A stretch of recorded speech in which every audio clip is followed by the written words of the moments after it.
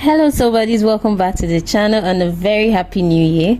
If you're just joining us here for the very first time, you're especially welcome. My name is Joy and I'm the tutor for this channel, Way by Anli. I saw this very beautiful dress on Pinterest and I just loved everything about it, the simplicity and how chic it looks. So I decided to make one for myself and make it into a tutorial so that I can show you the process from start to finish. I just love how fluid it is. I love the kimono hand and I just love everything about this dress. So without wasting much of our time, let's get right into the tutorial. To make this dress, we'll be needing our tape measure, our scissors, our chalk, and of course your fabric. I love the print of this fabric. And then we'll also be needing these fringes for beautifying the band. Now these are the list of measurements you'll be needing for this tutorial, the complete list of measurements needed to make this dress. So yeah, the first thing I've gone ahead to do is to fold my fabric into 4. Here is on fold, which is the center back, and the other part is the center front, which is not on fold. Now I've gone ahead to mark out 0.5 inches for the center front for that loop where we'll be putting our buttons. So just mark out 0.5 inches and you're just going to be taking that down the whole length of the dress. Yeah, I'm marking my shoulder, which is 15 divided by 2. I'm coming down 1 inch for the shoulder slope, like so. Just come down from the tip 1 inch for the shoulder slope. And also for the armhole depth, I'm doing my bust divided by 6 plus 1. That is what I used for my armhole depth. Now after that, you just want to link it like so.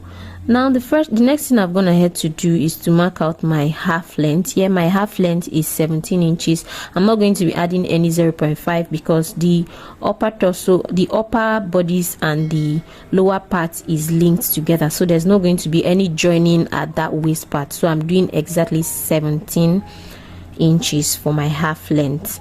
So after that, the next thing I'm going to be doing is to mark out my waist. Here my waist is 32, which is 32 divided by 4, 8, and then I'm adding 1 inch for my seam allowance, so I'm gonna have to mark out 9.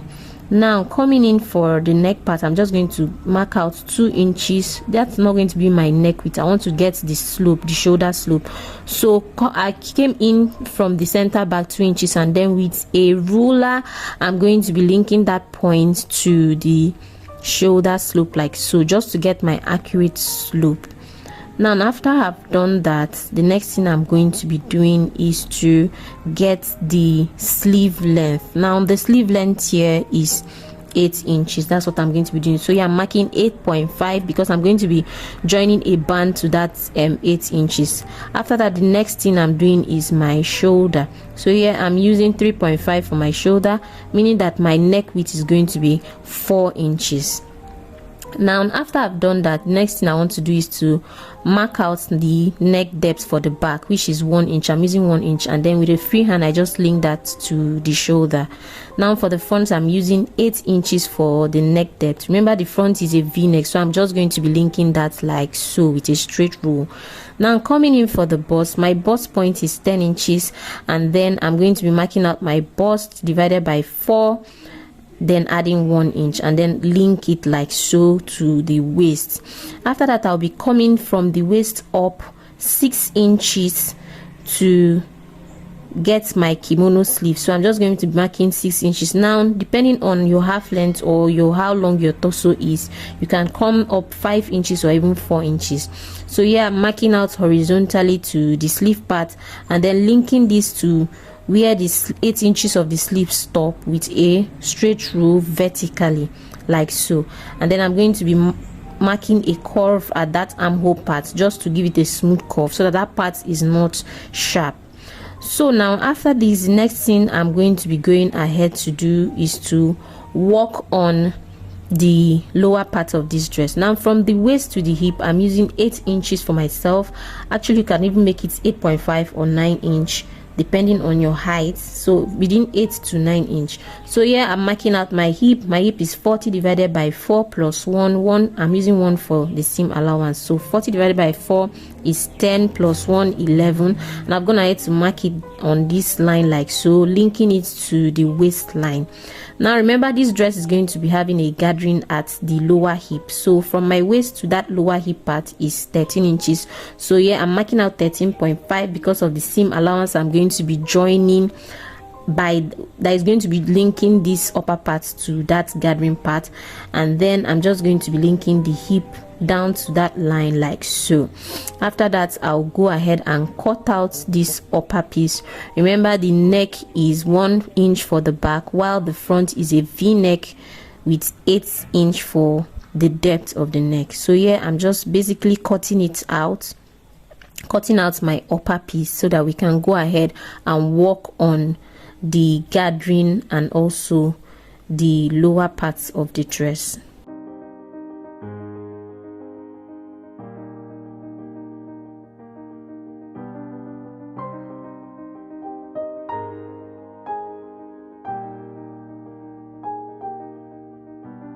Remember, we are going to be putting a sleeve band and also a facing on the neckline for both the front and the back, because this dress is not going to be having a lining.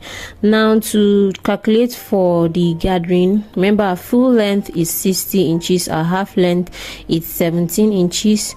The waist to the first tier is 13 inches. So now 17 plus 13 is 30. That's 17 half length plus 13 is 30.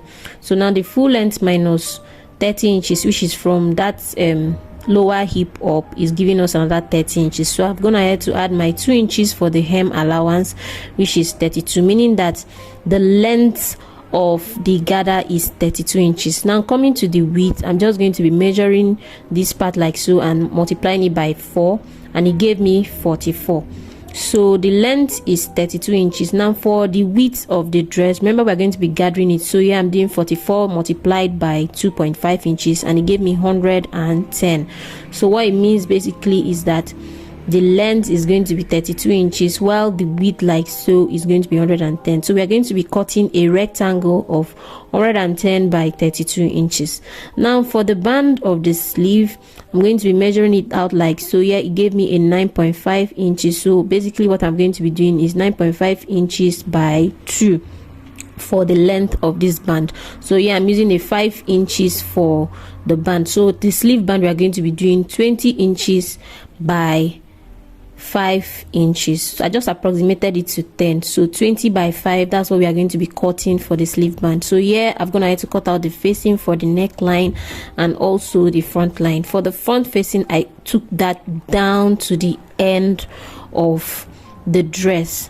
So here is the back facing and also the front facing. So here is the sleeve band.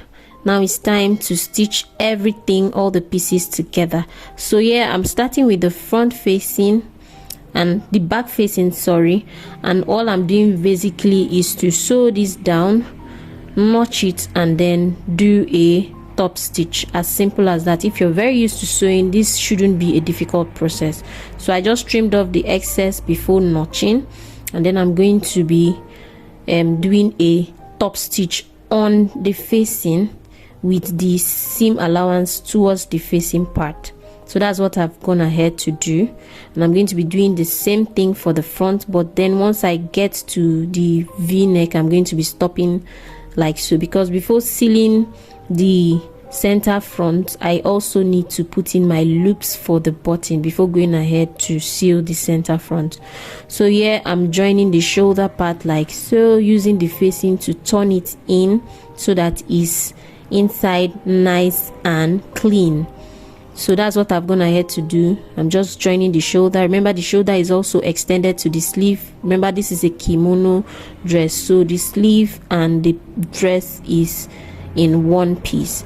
I'm going ahead to do so for the second part of the shoulder. Now going down to shape my dress.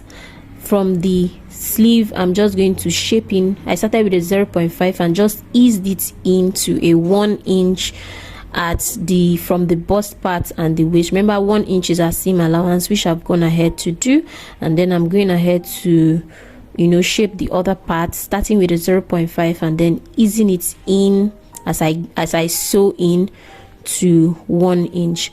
So here the next thing we are going to do is to fix our sleeve band. So I've gone ahead to remeasure to make sure that it's not too long.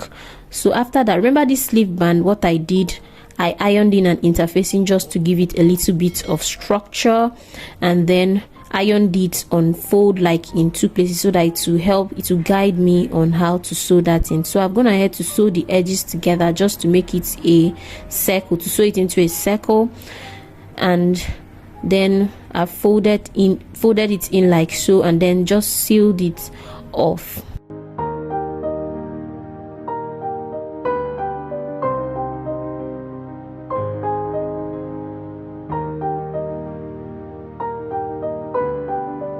After I've done that, the next thing I'm doing is to join it to the wrong side of my sleeve, making sure that the seam part, the part where I joined, matches with the underarm of the sleeve, and then I'm just going to sew it round like so. If you do your measurements right, it's supposed to meet without any excess on both the band and then the main dress. And after that, I'm just going to turn it forward like you're seeing me do. To finish this up, I'm going to be putting a button at that shoulder seam part.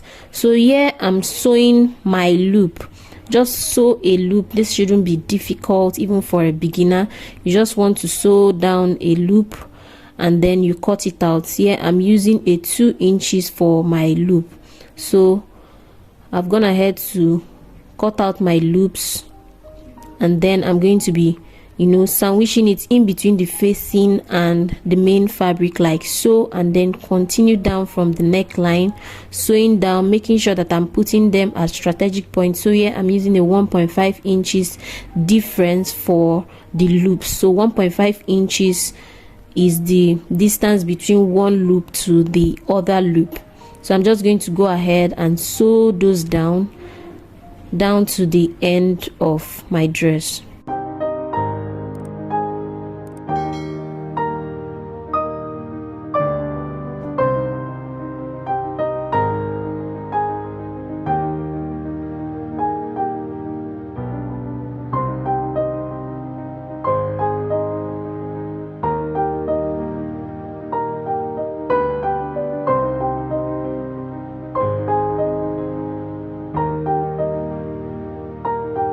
So after sewing down my loop, the next thing I've gone ahead to do is to do a top stitch on the facing of this dress. So this is what it looks like, my loop, and then I've gone ahead to fix the corresponding buttons to each loop. This is what the upper part of my dress looks like. It's coming in nice and smoothly. Now the next thing I'm going to go ahead to do is to fix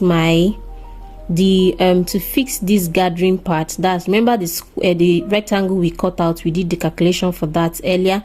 So yeah, I'm notching the center part. I notched the center part of my dress and also the center part of this piece, and then went ahead to fold it again into 4 to get the center part. So now what I'm doing basically is to make sure that the gathers, for when I'm making that gathers, that is evenly distributed. I don't want one part to be more gathered while the other part is scant.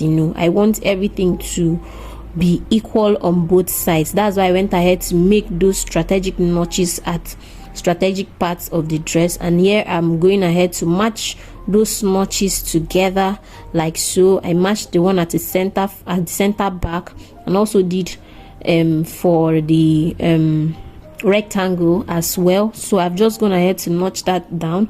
I'm not going to be using a gathering foot when gathering this, because I don't want it to gather both the main dress and the rectangle piece. So what I'm doing basically here is, as I'm sewing, I'm just making that gathers on the rectangle piece.